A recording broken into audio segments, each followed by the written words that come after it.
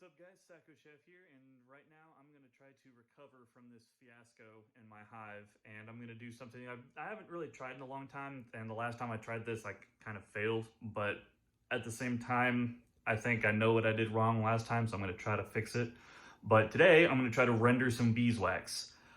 You saw the mess that was everywhere in that hive, and it was getting worse by the minute. The more I left it out there, the more nectar and honey just leaked out of those things because it's so hot. And I need to get my tripod up. But anyway, where was I? Oh, yeah, so it was so hot out there, and the bees were literally drowning in the honey, and that's what happened to my queen when that whole frame just fell. And so it wasn't the fall that killed her; it was the honey, which is kind of sad and ironic. But at any rate, trying to recover from that and make something out of nothing. And so I'm going to try to render some beeswax today. After all, nothing ventured, nothing gained, right? So let's head on into the kitchen and we'll see what we got going on. All right, so here is the wax that I was able to pilfer from the remains of the frames that fell down. And I've just got them sitting in, this was warm water earlier, but I went out to go eat. And so now it's kind of cooled off a little bit, but these are just wax pieces that I cut off. That you can see this is where this is the brood nest. And it's just been soaking in water to try to get some of the honey off of here. So what I'm going to do now is I'm going to transfer it over into this sink, and I'm going to rinse it off. Actually, no, I'll go ahead and do it this way. All right, so I'm just going to rinse these off, and then this is I don't know what I'm going to do with this. I need to scrape all the wax off of here.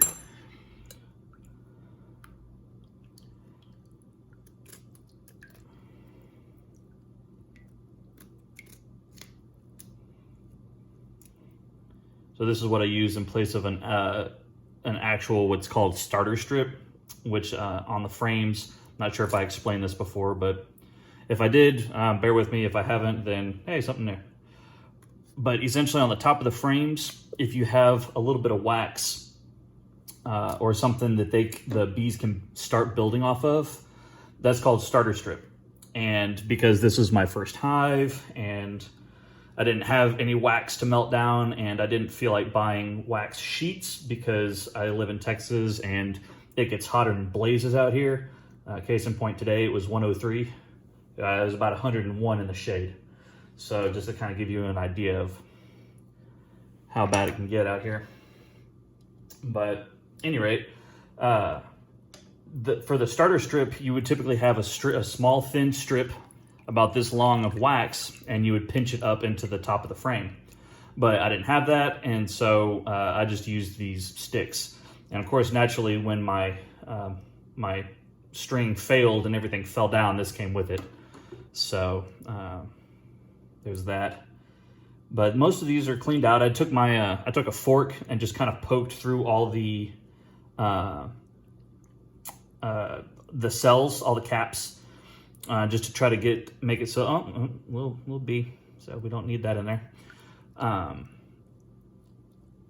So I tried to use the fork and just kind of poked around on here to open up the there's another one, to open up the cells that were full of honey, because you can't render wax if it's full of honey. So if there's some in there, it's not going to hurt anything, but if it's full of honey, you're not really going to be doing yourself a whole lot of favors by trying to render wax. Actually, I don't think I'm going to strain it just yet. Set that off to the side. Lost my train of thought again. Oh, right. So sitting in water, and that's just to clean off all the honey, because honey is water soluble. It dissolves in water. And if you want to render beeswax, it's best to have as little or no honey present as you possibly can, because the wax will essentially burn, or it'll turn into this. It's like an almost caramel-like consistency, and it'll adhere to the wax. And so any wax that's stuck to the honey will just turn into a pile of unusable goo.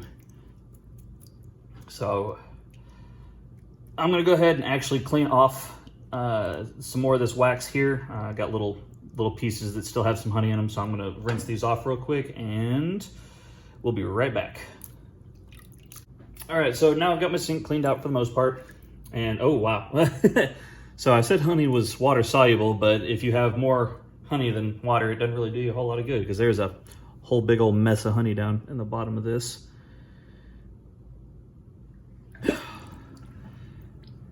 Mmm, yummy. All right. And no, you don't want to eat this honey. A lot of you are probably looking at me like, oh my God, what are you doing, chef? You're a total moron. Why are you wasting all that honey? Well, chillax. This is honey that came out of the brood chamber. Honey that comes out of the brood chamber is not for eating. You can take a little bit of it here and there, but as a general rule, you don't want to use honey out of the brood chamber. One, because it's theirs, and two, because it's just dirtier. I mean, would you want to eat honey that comes out of comb that looks like this? I wouldn't. I want honey that comes out of comb that looks like this. So, let's try round two. All right, so I'm gonna go ahead and fill this side up with some warm water. And try to get off any last little tidbits of honey that are in there. All right, I think that's good. All right, so now we've got, okay, so now we've got our wax floating in the other sink. Let me go ahead and adjust this. Yes, I have a tripod now, cheap little Walmart tripod, but yeah, you know what? If it works, it works. Of course, I can't figure out how to make it work. All right, let's see if I can get a better angle here. Still figuring out what all my gadgets are. Oh, don't pay attention to the cross stitch in the corner. Yes, I do needlework. Nothing unmanly about needlework.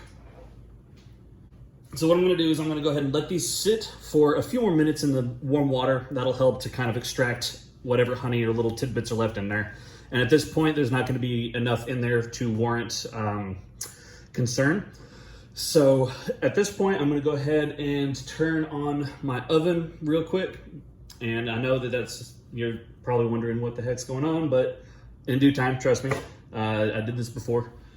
But anyway, I'm gonna turn on the oven and let it warm up a little bit and then give these a final rinse, and then I will show you what we're gonna do with the wax, and hopefully this works. So yeah, stay tuned for excitement. Okay, so here we are towards the end of the segment, I suppose.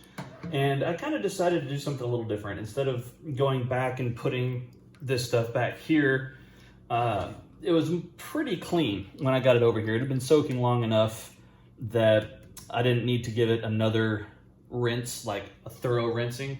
So all I'm doing now is, and you can't see it over here, I'll show you in a minute, is putting the wax into my little makeshift wax rendering device. And I know that sounds kind of funky, but I'm a beekeeper on a budget, folks. I don't have the money to be able to go and buy one of those fancy schmancy solar stills that, from what I've read, don't really work that well. I mean, there's a few that work really well, and they're not meant for beeswax. They're just meant to be a solar, a solar oven. Did I say solar still? Wow, I'm really losing my mind today. But so the solar ovens, by and large, from the ones that I've seen that are made specifically for wax rendering, for what I'm doing, it's not worth it. They're like almost, I think the cheapest one was $150, and then they ranged anywhere between $150 to like $300. And I'm just a backyard beekeeper. I got 2 hives. I'm probably about to only have 1 hive, but if you're doing like 150 pounds of wax, all right, yeah, cool. You can do this, and you can throw it in your solar oven, or you can throw it in your big old vat of boiling water and boil it out for, an hour, hour and a half or whatever, render it all down and then redo it.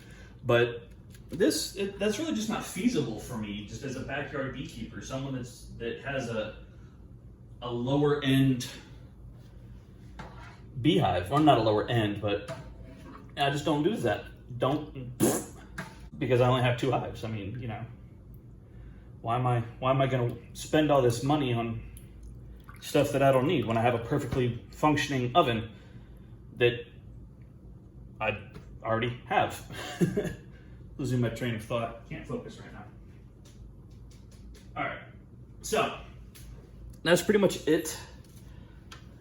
There's a few little stragglers left in here. I don't know if I'm going to be able to clean this all the way out. There we go. And this stuff, I'm just going to go ahead and toss. Just because I don't want it to go down the drain. All right, so that's done. All finished. And now, let's see if I can do this. My fancy little tripod here. So this is what I rigged up, my little solar still, or not solar still. Why do I keep saying solar still? My little makeshift wax rendering device. So this is just an oven safe bowl that I've got a little bit of water in. And the reason for that is because wax, as you saw, floats on water. So there's a little bit of water in here so that when the wax in here renders out and melts through the paper towel, and then I've got a couple of coffee filters under here. It's going to filter everything out, leave all the goo and nasty up top, and leave clean beeswax on the bottom. And it's going to float on top of the water. Well, that's the idea. Hopefully it actually works. We'll see what happens. But I've got my oven set at 200. And yeah, most of the solar ovens that I've seen when they're talking about rendering beeswax or whatever range between 200 to 220 degrees. But I figure 200 is probably good. We'll see if it works or not. So I'm just going to go ahead and throw this whole little dealy bobber into the oven, and then we'll see what happens. Crossing my fingers, because I have no idea if this is going to work or not. So stay tuned. This might take a few hours, so follow up to come whenever this is over. So stay tuned, y'all.